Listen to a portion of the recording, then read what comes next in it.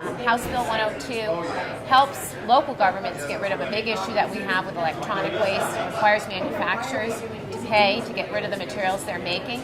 Currently, local governments are the ones funding the recycling efforts for those materials, and keeping them out of landfills is very, very important.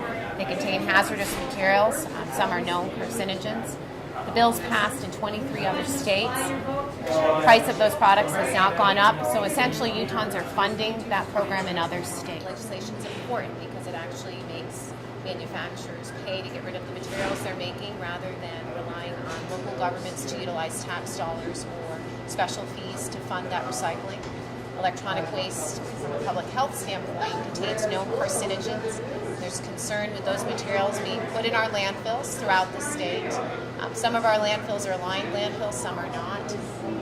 Our landfills in the Salt Lake Valley are lined, but the rural areas, they're not lined landfills, particularly of concern to have those materials just sitting. A bill like this is important because it keeps these materials out of the landfill. It alleviates the responsibility of paying to get rid of these materials on local governments. It makes the people that make this stuff actually get rid of the materials they're making.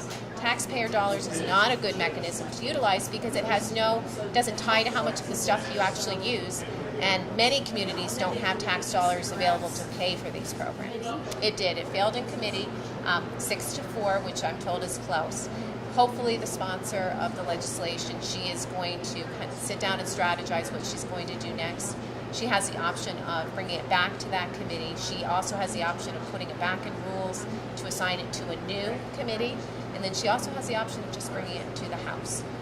So she's kind of weighing her options, deciding what she's doing. And this is a great opportunity for us to educate people so that if it does go to another committee, hopefully we've made some people aware of some hard facts.